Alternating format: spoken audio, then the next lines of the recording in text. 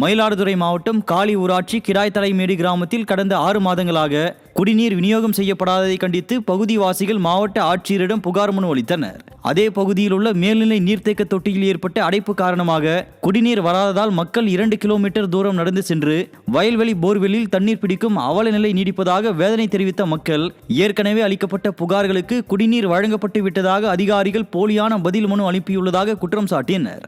மேலும் இதுகுறித்து துரித நடவடிக்கை எடுக்க வேண்டும் எனவும் அறிவுறுத்தினர். உள்ளே பள்ளிக்கூடம் போகணுன்னா 9 மணி 10 மணிக்கு தான் பள்ளிக்கூடம் போகுது. அதால் போய் அது அடி வாங்குது. தண்ணி இல்லாத இப்போ நாங்கள் சாப்பாடு செஞ்சு கொடுக்கவே கஷ்டமாக இருக்குது. ஆமாம் சார், தண்ணி இல்லாத நாங்கள் ஒரு 6 கிலோமீட்டர் போய் உள்ளே போய் மொண்டுக்கிட்டு வரோம். ஆனால் ஆட்சிலையும் போய் சொல்லி பார்த்தோம் சார், யாருமே செய்யலை. இப்போ நாங்கள் எல்லாம் மோட்டாரில் வயவெளியில் போய் தண்ணி மொண்டுக்கிட்டு வரோம். குளிக்க முழுவ துணிமணி துவைக்கெல்லாம் அங்கே தான் போய் செஞ்சுக்கிட்டு இருக்கோம். எங்களுக்கு தண்ணி வசதி வேணும், பஸ் வசதி வேணும். எங்கள் ஊருக்கு என்ன நடக்குதுன்னு அவங்க வந்து பார்க்கணும். ஆக்சுவலி எங்களுக்கு எதுவுமே செய்யலை சார். முன்ன இருந்த அதிகாரிகள்லாம் யாருமே எதுவுமே செய்யலை. இப்போனாச்சும் விஜய் சார்னாச்சும் எங்களுக்கு பார்த்து தண்ணி வசதியை செஞ்சு கொடுக்கணும். இந்தோனேஷியாவில் நடைபெற்ற சர்வதேச ரோலர் ஸ்கேட்டிங் போட்டியில் நாமக்கல் மாவட்டத்தை சேர்ந்த 6 வயது சிறுவன் மௌனிஷ் 2 தங்கப் பதக்கங்களை வென்று சாதனை படைத்துள்ளார். நாமக்கல் கைலாசபாளையத்தை சேர்ந்த மௌனிஷ் 500 மற்றும் 1000 மீட்டர் பிரிவுகளில் இந்தியா சார்பில் பங்கேற்று முதலிடத்தை பிடித்து சாதனை படைத்துள்ளார். இந்த நிலையில் சர்வதேச போட்டிகளில் கலந்து கொள்ள லட்சக்கணக்கில் செலவாவதால் விளையாட்டில் பங்கேற்க செல்லும் ஏழை எளிய சிறுவர்கள் மற்றும் இளைஞர்களுக்கு தமிழக அரசு நிதி உதவி வழங்கி ஊக்கப்படுத்த வேண்டுமென சிறுவனின் தாய் கோரிக்கையை விடுத்துள்ளார்.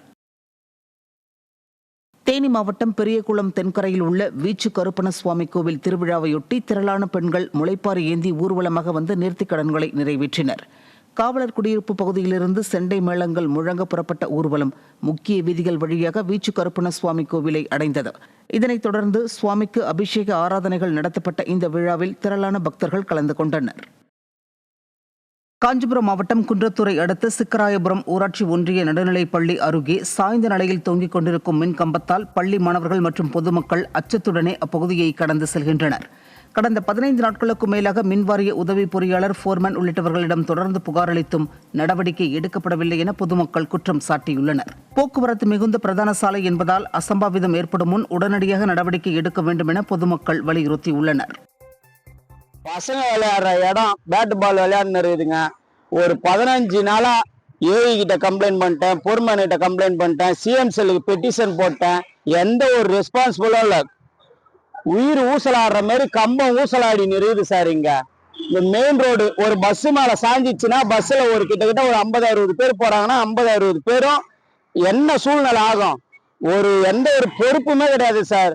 உடஞ்சி இந்த மாதிரி கம்பம் இந்த அளவுக்கு இருக்குது. மெயின் ரோடு, குழந்தைங்க விளையாடுற பகுதி, படிக்கிற பசங்கள்ல இருந்து எல்லாருமே இந்த வழியில தான் சார். மலேசியாவில் கடந்த 10 மாதங்களாக காணாமல் போன நீலகிரி மாவட்டத்தைச் சேர்ந்த மகேஸ்வரன் என்பவரை மீட்டு தரக்கோரி அவரது குடும்பத்தினர் கண்ணீர் மல்க கோரிக்கை வைத்துள்ளனர்.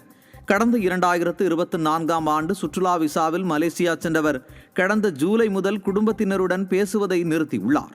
அவர் வேலை செய்த நிறுவனமும் தங்களுக்கு தெரியாது என கைவிரித்த நிலையில் அவரை தேடி அவரது மனைவியும் உறவினர்களும் மலேசியா செல்ல உள்ளனர். இந்நிலையில் அந்நாட்டில் தங்களுக்கு பாதுகாப்பு வழங்க கோரியும் கணவரை மீட்டு தர கோரியும் தமிழக முதல்வருக்கும் மத்திய அரசுக்கும் மகேஸ்வரனின் குடும்பத்தினர் மனு கொடுத்துள்ளனர். கிருஷ்ணகிரி மாவட்டம் ஊத்தங்கரை அருகே தேசிய நெடுஞ்சாலையோரம் கொட்டப்படும் இறைச்சி கழிவுகளால் பொதுமக்கள் அவதிக்கு உள்ளாகியுள்ளனர். கிருஷ்ணகிரி திண்டிவனம் தேசிய நெடுஞ்சாலை ஓரமாக இறைச்சி கழிவுகள் கொட்டப்படுவதால் கடுமையான துர்நாற்றம் வீசுவதோடு ஈக்கள் மொய்த்து தொற்று நோய் பரவும் அபாயம் ஏற்பட்டுள்ளதாக வாகன ஓட்டிகளும் பொதுமக்களும் வேதனை தெரிவித்துள்ளனர். இதுகுறித்து பலமுறை புகார் அளித்தும் அதிகாரிகள் நடவடிக்கை எடுக்கவில்லை என குற்றச்சாட்டு எழுந்துள்ள நிலையில் மாவட்ட நிர்வாகம் உடனடியாக தலையிட்டு நடவடிக்கை எடுக்க வேண்டும் என அப்பகுதி மக்கள் கோரிக்கை வைத்துள்ளனர்.